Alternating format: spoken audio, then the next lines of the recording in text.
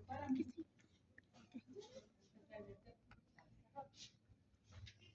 Bueno, en realidad de todo el año. La lluvia.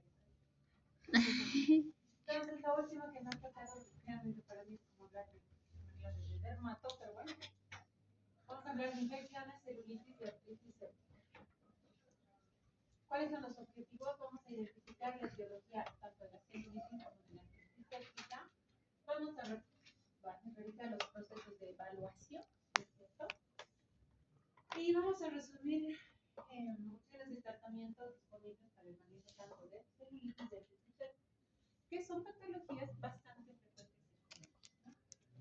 En general, si uno hace un adecuado manejo, son pacientes que no deberían llegar al quirófano, que tiene que ver también con la disciplina de los pacientes, porque una gran mayoría tienen patología de base. Entonces, si tuvieran un manejo adecuado y también una responsabilidad propia, son pacientes que no deberían llegar al quirófano, pero entonces, la celulitis es una infección de partes blancas, la más frecuente, una incidencia estimada entre 2 casos por 100.000 pacientes al año, pero inicialmente pues tiene un montón de diagnósticos diferenciados, no todo lo que se dice. 70-80% va a comprometer la sensibilidad superior e inferior. Es por eso que aquí entramos lo que son los ortopedistas. Es igual de frecuente tanto en el sexo masculino como femenino y tiene mucho que ver también la patología de base. Se presenta en adultos de edad media y adultos mayores, o sea, es por definición una celulitis, es una infección aguda localizada de las partes blandas como resultado de la entrada de las bacterias a través de la barrera cutánea, ¿no? Cuando esta barrera cutánea es interrumpida, existe una disrupción de esta barrera, ya sea por una mordida, una herida, quemadura, picadura, todo lo que rompa la barrera cutánea. Una simple picadura nos puede llevar a una celulitis, sí. Una simple picadura puede llevar al paciente a quirófano por complicaciones, sí. Incluso hasta a veces llegan a la amputación de simple picadura, sí. Pero esto tiene que ver también en saber lo que les decía, ver la patología de base. Muchos de estos pacientes suelen tener, los que llegan a quirófano generalmente pueden tener alguna patología de base y entre ellas también vamos a tomar en cuenta como patología la obesidad. Tenemos factores predisponentes entre estos locales y sistémicos. Entonces, los locales hemos dicho cualquier herida que yo tenga en mi piel, que es ya una puerta de ingreso para la bacteria, ¿cierto? Ya dentro de nosotros tenemos locales de insuficiencia venosa porque produce un éxtasis, el linfedema, las picaduras que tienen que ver con la confusión. Sistémicos, patologías de base. Entre ellos, de los más frecuentes, la diabetes mellitus y pacientes inmunocomprometidos, obviamente porque las defensas no están bien. Pero de todos esos factores, el factor que favorece el riesgo de celulitis es el linfedema, porque favorece el crecimiento. Entonces, ¿quién favorece el crecimiento bacteriano y predispone a una celulitis? Linfedema. ¿Ya? Dentro de la etiología, sabemos que tenemos Streptococcus pyogenes y Staphylococcus.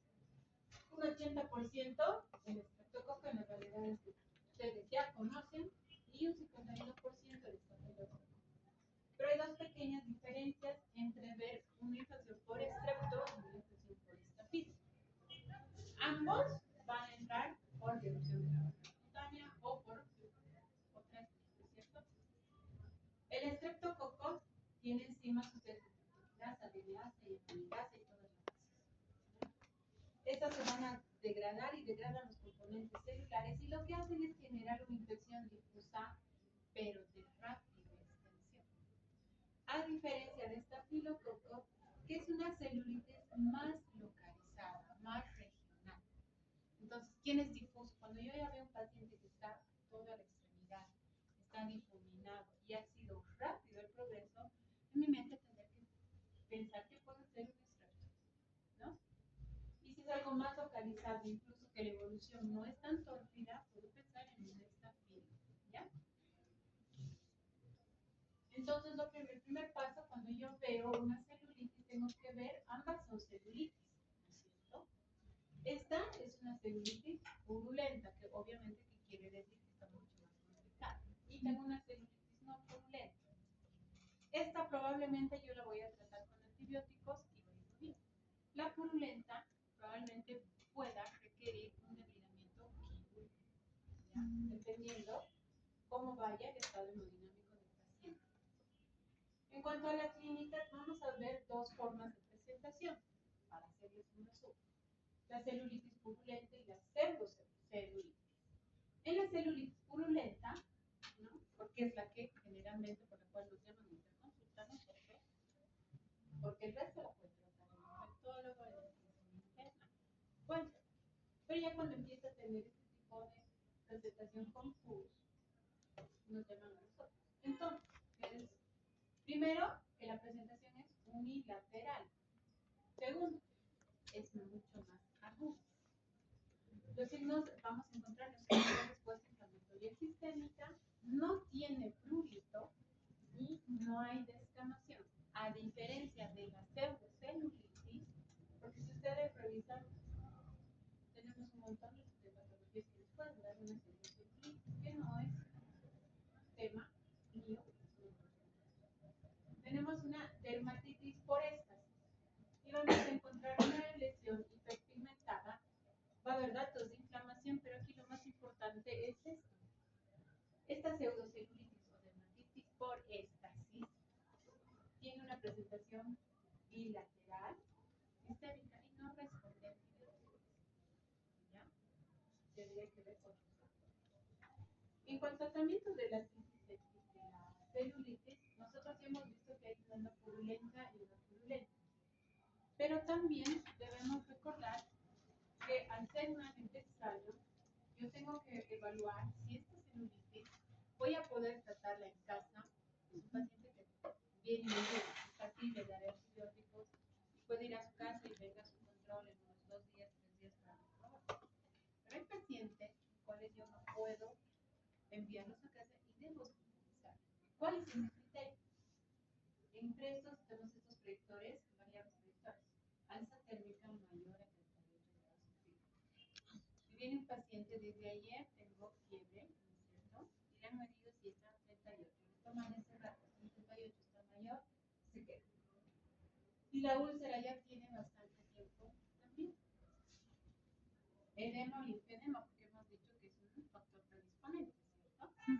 Luego tenemos una celulitis previa en el área o cerca al área donde está la actual y celulitis alrededor de unas heridas. Quiere decir que es un proceso infeccioso y agudo y el alza térmica es un factor muy importante. Entonces yo debo agarrar, el paciente debe quedarse enterrado y ya no voy a ir con antibióticos liberales, iré con antibióticos vía parenteral y acorde a cómo vaya evolucionando veré si va a requerir o no debridamiento. Y obviamente en cuanto al tratamiento, el tratamiento quirúrgico, esto es hacer un lavado. Voy a ir, tengo que lavar el foco como están viendo acá, donde está, se ve la pus, tengo que abrir y lavar y lavar y lavar para evitar que eso progrese o comprometa la vida del paciente. En cuanto al tratamiento antibiótico, pues va a depender al germen que vamos a aislar. Siempre utilizamos la cefazolina y podemos utilizar un aminoglucósido dependiendo el tipo. Es bueno tomar siempre un cultivo para ver si voy a virar o voy a añadir otro tipo de antibiótico. ¿Ya? Entonces, los casos que requieren antibiótico prolongado, que quiere decir más de 7 o más de 10 días, obviamente debo tener la clínica, cultivos y las comorbilidades. Si hay pacientes en que algunos la infección está localizada, como vamos a ver en la antiséptica, podemos utilizar hasta 20 días, pero no todos los antibióticos, pero esto es ya manejo de especialidad. Entre las complicaciones, bacterias, shock séptico, la recaída, que es bastante frecuente y tiene que ver también uno, entre que no nos hemos entendido entre el paciente y el médico o no le he explicado bien de qué debe cumplir al pie de la letra el tratamiento antibiótico. Tiene que ver de que el paciente pueda tener o no comorbilidades como diabetes que mantengan un caldo de cultivo y infección siga latente. es como una balanza. Si la diabetes no se compensa, la infección no se compensa. Si la infección no se compensa, tampoco se compensa la diabetes. Entonces es como que estamos entre tira y afloja con los huevos, ¿no? Debo compensar ambos para compensar al paciente. Y finalmente, el tratamiento que no nos gusta a todos y es la última, a lo último que queremos llegar y es el fracaso. En cualquier caso, ortopedia y traumatología es la amputación. ¿Siempre hay tiempo para amputar? Sí, siempre y cuando no se comprometa la vida del paciente. Pero básicamente, para nosotros es un fracaso. Vamos al otro capítulo de infección, que sí, esto es muy importante para la parte de traumatología. La artritis séptica, que es una verdadera urgencia, porque una infección que se contamina es una infección que altamente puede terminar en daño cartilaginoso. Si se daña el cartílago, ¿qué quiere decir? Que esa articulación probablemente va a terminar sin movimiento. Y a todo ortopedista nos gusta que las articulaciones se muevan. La artritis séptica tiene una incidencia estimada de 2 a 6 casos por 100.000 habitantes. No pregunto las estadísticas. Es más frecuente en varones, un 55-60%. La edad es variable, ancianos y niños, sí, es frecuente. 90% son monoarticular, que quiere decir que se presenta en una sola articulación. Sí, hay pacientes que pueden tener poliarticular, pero estos pacientes pueden tener factores predisponentes como tener enfermedades de base o ser pacientes consumidores de algún tipo de droga por vía endovenosa. ¿Ya? En cuanto a la frecuencia, es mucho más frecuente a nivel de la rodilla. La gran mayoría de los casos se presentan en rodilla. ¿Qué quiere decir? Que tienes, vas en un pueblo haciendo tu tobillo, llega un paciente con un golpe en la rodilla, me golpeado, la rodilla está caliente, tiene limitación funcional, pues es un paciente que lo tienes que observar, ¿no es cierto? Hay que observar. 25% la cadera y en anciano el hombro. Lo malo del hombro es que suele ser asintomático y cuando ya empieza a dar síntomas o a fistulizar, valga el término, es porque esto ya está avanzado y ha comprometido mucho la circulación. Ya el pronóstico no es bueno. Los pacientes a drogas por vía parenteral pueden presentar infecciones por una artritis séptica a nivel de la saxiliaca, esternoclavicular y síntesis de pubis, que son lugares poco frecuentes, ¿no? Pero si ustedes ven un paciente con mucho dolor,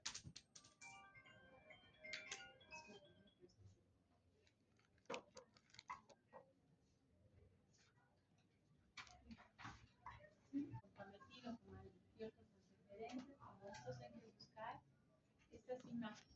Hay pacientes que vienen con fiebre, malestar general y no sabemos de dónde, pues hay que buscar estos pacientes, ¿ya?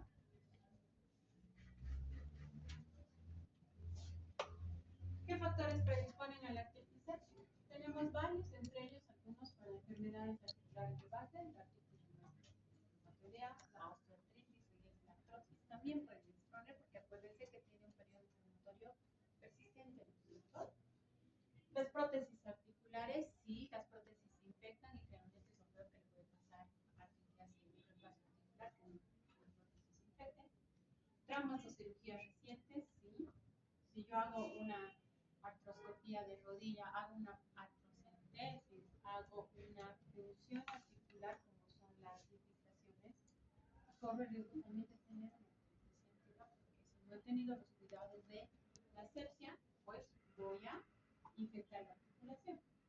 Uso de drogas intravenosos, como ya les he mencionado, diabetes, enfermedades crónicas, como la enfermedad renal, inyección de corticoides intraarticulares, ¿no es cierto? Las famosas infiltraciones.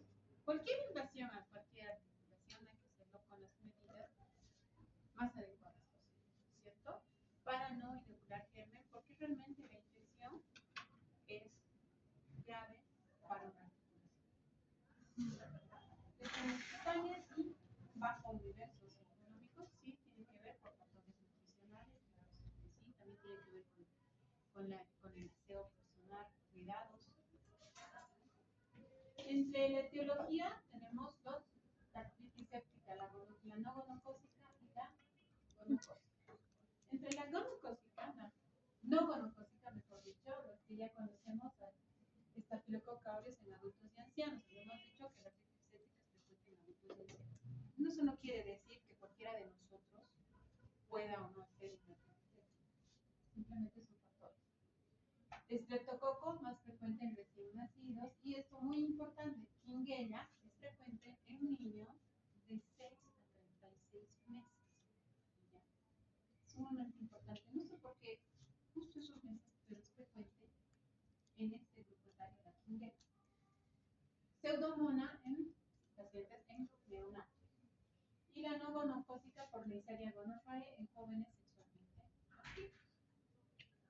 Ustedes ya saben estos mecanismos, que son la vía hemática, luego la articulación, y la infección puede llegar por vía hemática, por conjuntividad o por inoculación directa, ¿no es cierto?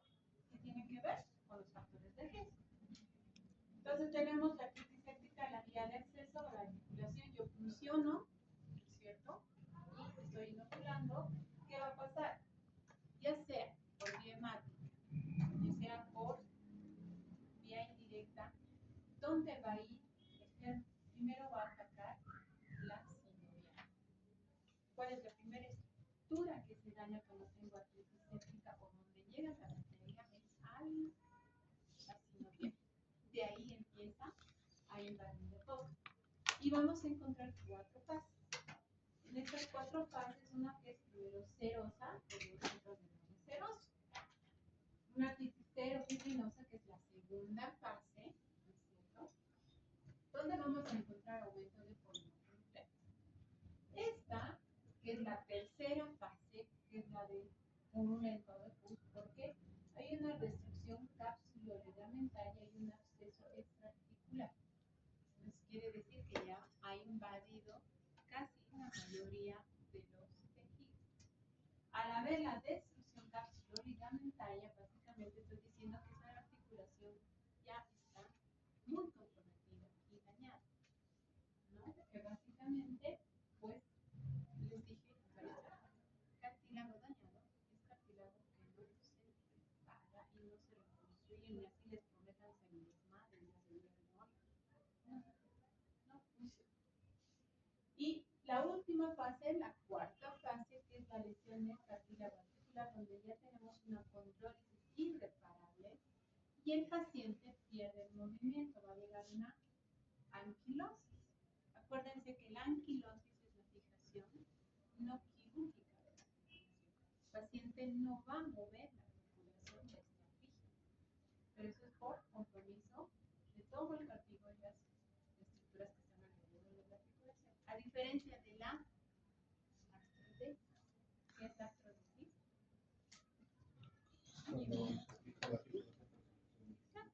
Y la anquilosis es la no quirúrgica. La artrodesis será la fijación quirúrgica. Entonces, ese es un pequeño esquema y resumen de lo que ya les mencionaba. A partir del séptimo día, la destrucción del cartílago articular es irreversible. O sea que yo tengo estos 7 días para hacer todo lo posible para rescatar esa articulación, si no la he perdido.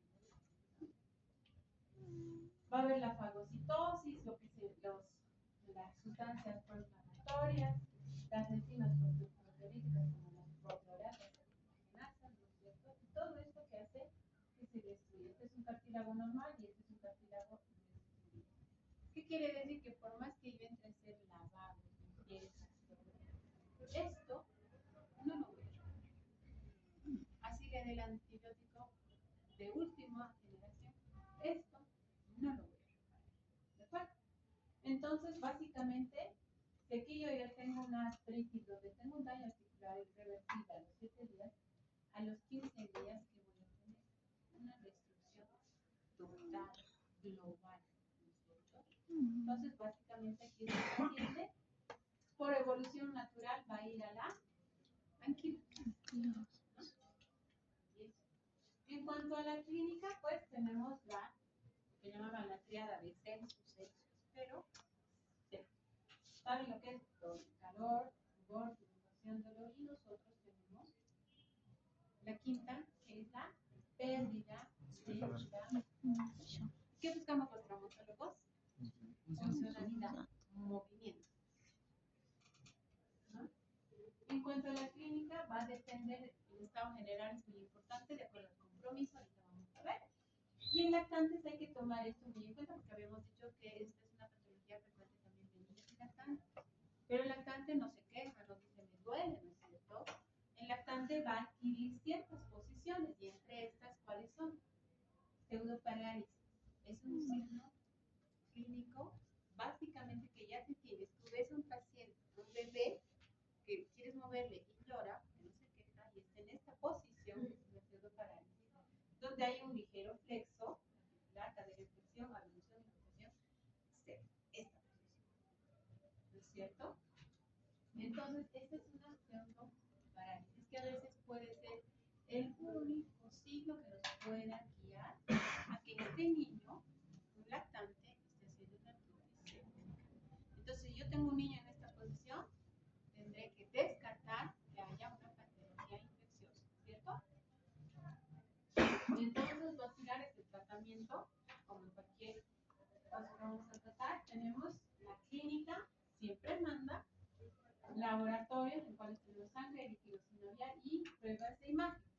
Que sí, a veces una radiografía no nos dice mucho, tenemos para eso la clínica.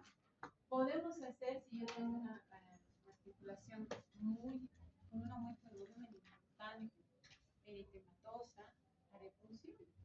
Y en mi función o mi artrocentesis, veré qué tipo de características tiene ese líquido, veré si es hemático, si es cítrico.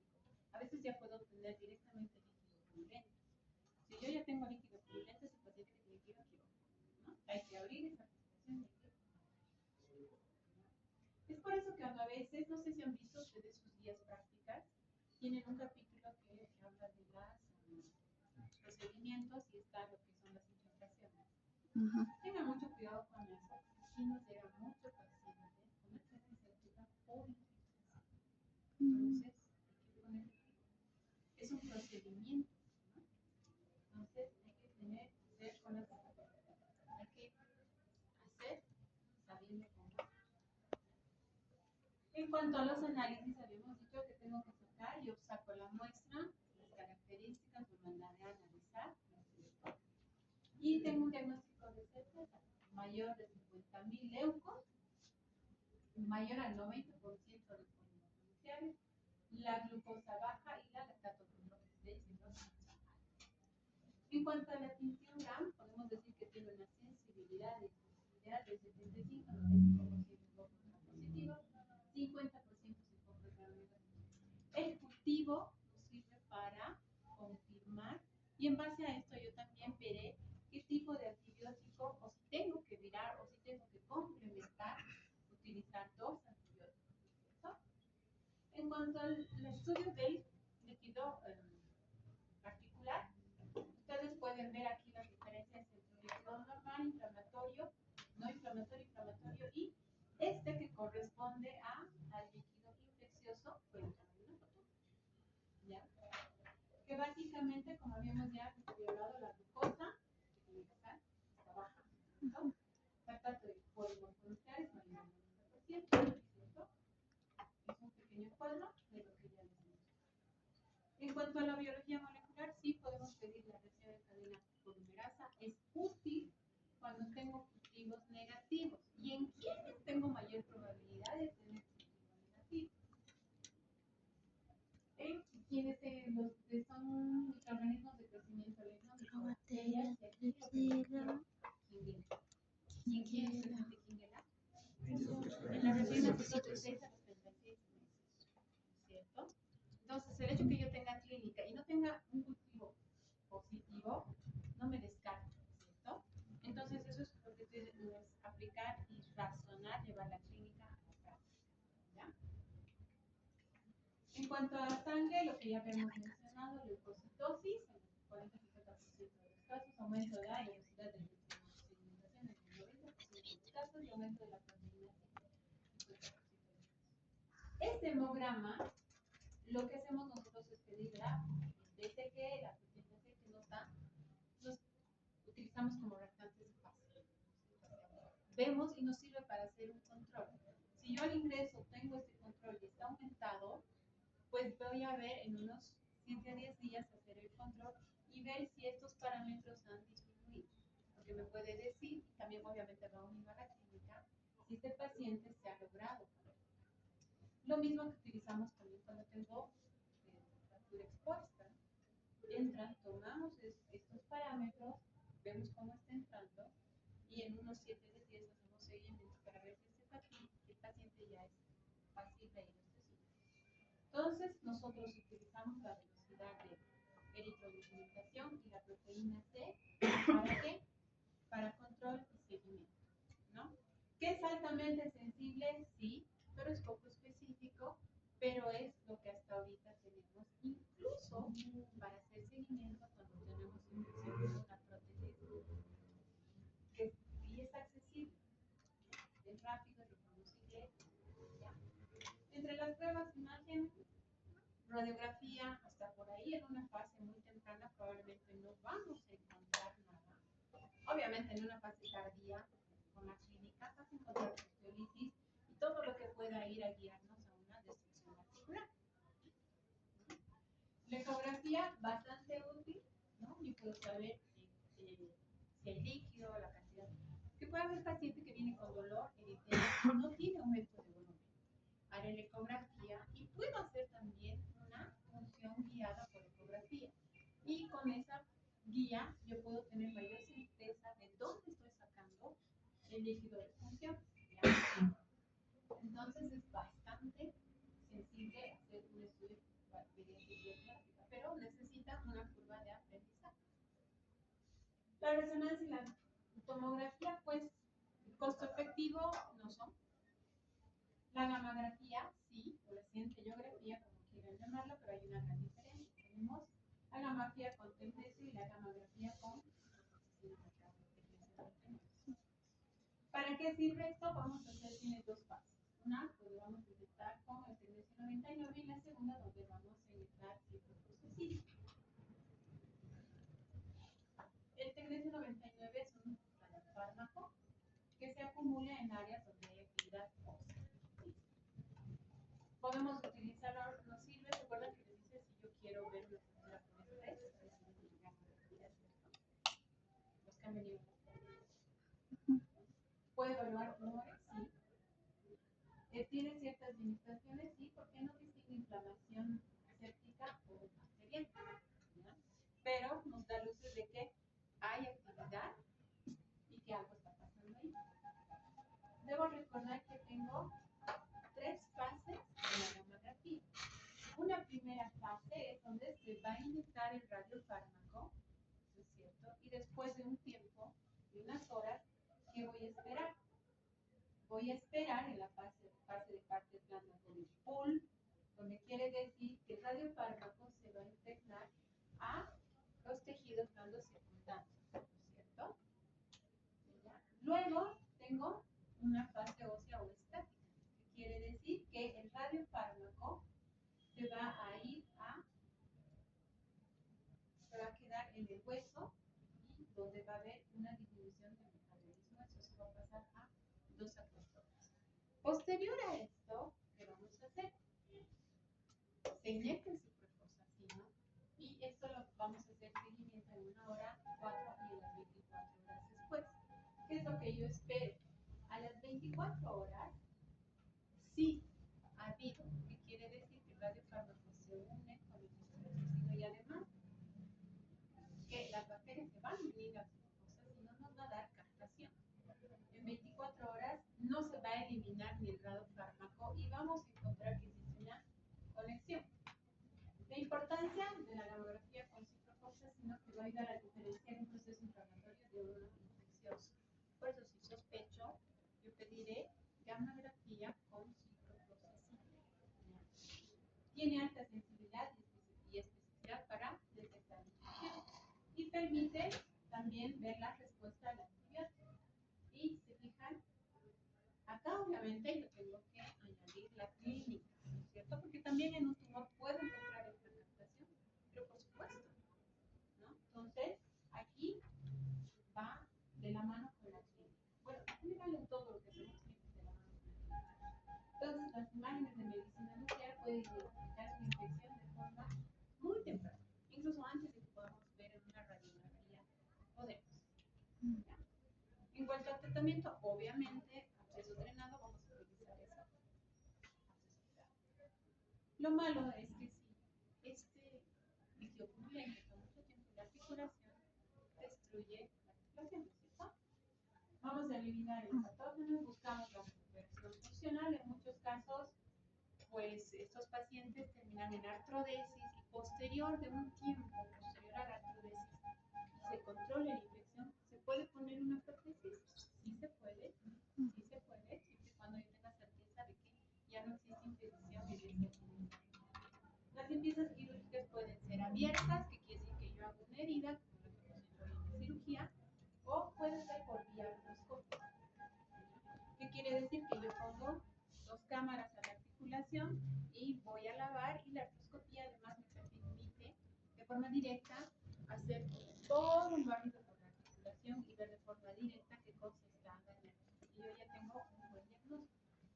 Básicamente, en cuanto al tratamiento, lo que hemos hecho, iniciamos, yo hago mi punción, obtengo el líquido y empiezo antibiótico. Inicio antibiótico. Ante la sospecha inicio de forma empírica y lo hago hasta que pueda yo tener mi vivo, mi antibiograma y todo lo demás. Iniciar lo antes posible, 2 semanas de tratamiento y mantener 4 semanas de tratamiento milloral. A veces este es el error que cometemos nosotros como médicos tratantes, que a 2 semanas está bien, sí que se vaya. Y nos olvidamos de mantener el antibiótico por 4 semanas y ahí es donde tenemos las recaídas. Verificar la mejoría clínica con la normalización del BCG y PCR y obviamente terapia física. Terapia física es nuestra otra mano derecha en ortopedia, porque sin ellos no podemos dar movimiento.